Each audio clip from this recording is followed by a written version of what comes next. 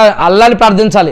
వారిని సమాజ శిక్షల నుంచి కాపాడమని, నరకం నుంచి కాపాడమని, స్వర్గంలో అత్యుత్తమ స్థానాన్ని ప్రసాదించమని, అదేవిధంగా వారికి మరి సమాధిలో నంకిరి ముక్కిర్ల యొక్క ప్రశ్నల నుంచి వారికి ఆశాన్ని ప్రసాదించమని, అల్లా యొక్క ప్రత్యేకమైనటువంటి నూరు మరియు వెలుతుల ద్వారా వీరికి ఆలమే బర్జకులో ప్రశాంతమైన జీవితాన్ని ప్రసాదించమని, ఇలా మరి వారు బ్రతికి ఉండంగా చేసిన మంచి కార్యాలను స్వీకరించి పాప కార్యాలను క్షమించమని, వారి యొక్క నమాజులు, ఉపవాసాలు, సదకా ఖైరాతులు, జకాతులు, అజుమ్రాలు, దాన ధర్మాలు ఇటువంటివి వారి బ్రతికి ఉండంగా చేసిన ప్రార్థనలను స్వీకరించమని, ఇలా బ్రతికి ఉన్న వారి యొక్క సంతానం చనిపోయినటువంటి వారి యొక్క తల్లిదండ్రుల కోసం దువా చేయాలి, చేయవచ్చు అని ఇలాంటి అనేక ఆధారాలు ఖురాన్ మరియు హదీసుల ద్వారా మనకి అర్థమవుతూ ఉన్నాయి.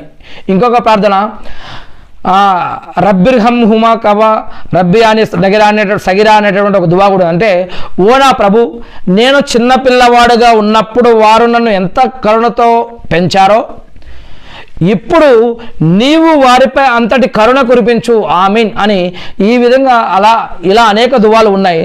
ఇలా అనేక దువాలు మరి మనం కూడా నేర్చుకొని మరి ఇలా అరబ్బీలో కానీ, తెలుగులో కానీ, హిందీలో కానీ, ఉర్దూలో కానీ మనకు వచ్చిన భాషలో కూడా మరియు అరబ్బీలో కూడా దువాలు నేర్చుకొని మరి చేయడం మంచిది తల్లిదండ్రుల గురించి.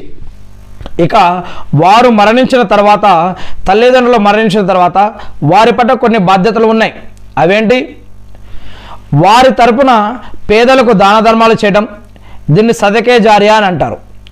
మనం చనిపోయామనుకోండి, మన పిల్లలు మన తరపున వాళ్ళు చేసే నమాజుల ద్వారా మనకు పుణ్యం లభిస్తుంది. వారు ఉండే ఉపవాసాలు, సదకా ఖైరాతులు, జకాతులు, హజ్జుమ్రాలు, దాన ధర్మాలు ఇస్లాం పద్ధతిలో జీవిస్తే కూడా ఆ పిల్లలు ఇస్లాం పద్ధతిలో జీవించడం వల్ల ఈ యొక్క మరణించిన తల్లిదండ్రులకి సదకే జారియా లభిస్తూ ఉంటుంది.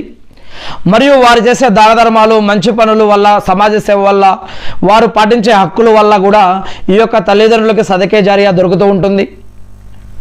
మరియు ఇంకా సదకే జారియాకి సంబంధించిన అనేక కార్యాలు ఇస్లాంలో చెప్పబడ్డాయి. అవన్నీ కూడా మనం ఇంతకుముందే తెలుగు బుఖారీలో క్లియర్గా చెప్పుకోవడం జరిగింది. ఇక తల్లిదండ్రుల యొక్క స్నేహితులు ఎవరైనా ఉంటే, బంధువులు ఎవరైనా ఉంటే వారితో మంచి సంబంధాలు కలిగి ఉండాలి. తల్లిదండ్రులు మరణించారు కదా అని చెప్పి వీరిని కట్ చేయడం సరైన పద్ధతి కాదు.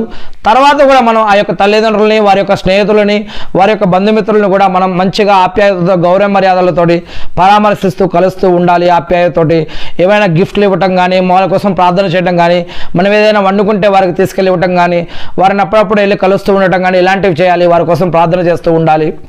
అదేవిధంగా వారి కోసం నిరంతరం తల్లిదండ్రుల కోసం క్షమాభిక్ష, మగ్ఫిరత్ కోసం వేడుకుంటూ ఉండాలి. ఇలాంటి ఇంకా అనేక విషయాలు తల్లిదండ్రుల పట్ల హక్కులు ఉన్నాయి.